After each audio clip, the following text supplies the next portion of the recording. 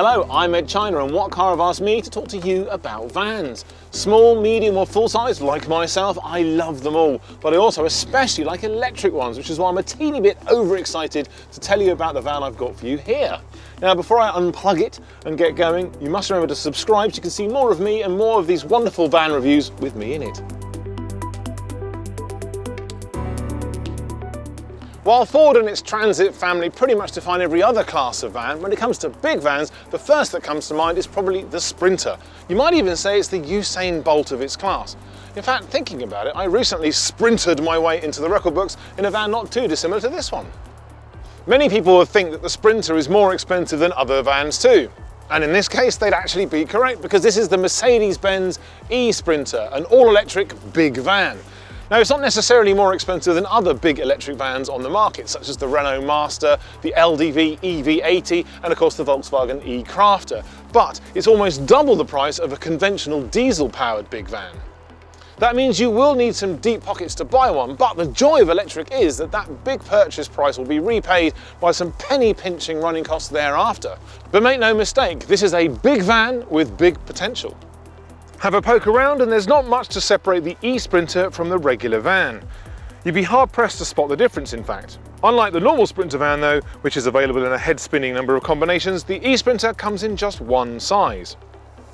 That does make my job rather easy though, because there's only a medium length van with a high roof available, although you can get a choice of two different size battery packs, depending on whether you want to try and get range or weight capacity out of your van. Pick the heavier batteries and your eSprinter will be capable of up to about 96 miles of range, whereas if you go for the slightly lighter pack, then that official range goes down to 70 miles, but you do have a payload capacity of 1,045 kilograms. You might think big vans means big batteries, but the eSprinters are relatively small, with buyers choosing either a 41 kilowatt hour battery or a 55 kilowatt hour pack. Charging times vary accordingly. So with a regular domestic power supply, it would take as much as 8 hours to charge the bigger battery. Fortunately, the eSprinter comes with 20 kilowatts charging capabilities as standard, and the option of rapid charging through an 80 kilowatt supply does mean that it can take an 80% charge in just 30 minutes. Get access to that, and suddenly that 96-mile range doesn't seem quite so limiting. With two battery options available, eSprinter owners can either go for a longer range or a larger payload capacity. The smaller battery gives you a claimed range of 70 miles and a payload of 1,045 kilograms, whereas the larger 55 kilowatt hour battery pack gives you a range of 96 miles but only 774 kilogram payload. So what do you need most, miles or moving things? The choice is going to be completely up to you. If you want something which can carry more weight, the Renault Master ZE has 1,128 kilograms maximum payload, while the Volkswagen e-Crafter can go 107 miles between charges with a 970 kilogram payload.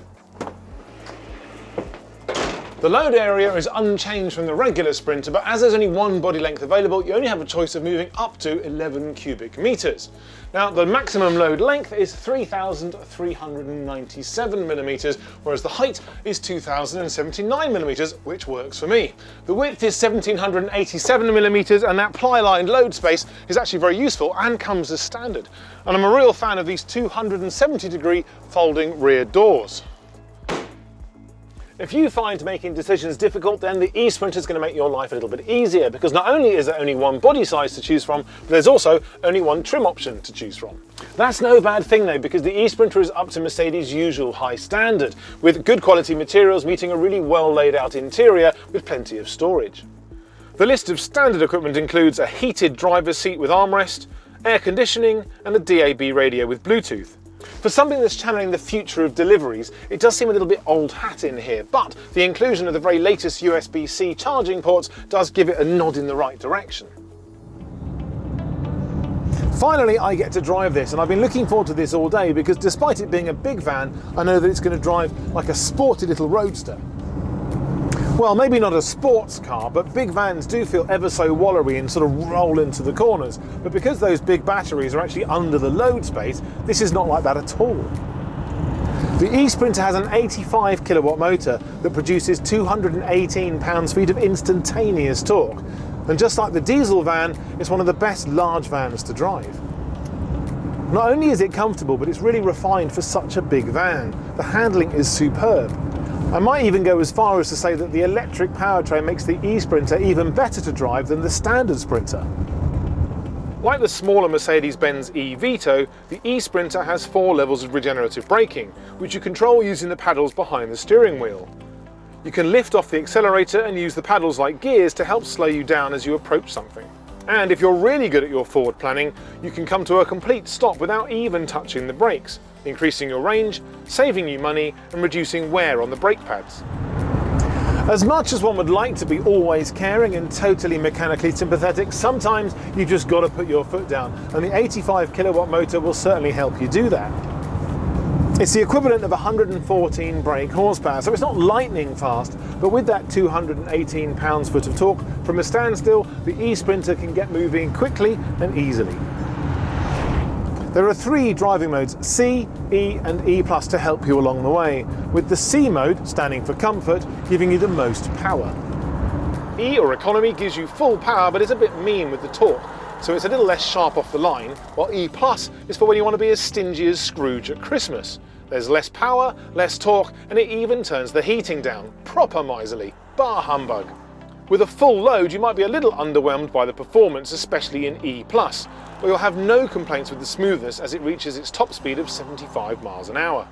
You'd expect a modern Mercedes to come with a whole range of safety equipment, and the eSprinter is no exception, offering active braking, crosswind assist and attention assistance. The Mercedes Pro Connect service, which is designed to help fleet managers take control of their fleets more efficiently, also comes with theft warning alerts.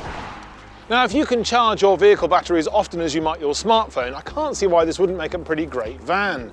Sure, the eSprinter is expensive, but it's also great to drive. And yes, it's not as practical as some other big electric vans on the market, but it's got more equipment and it's well made.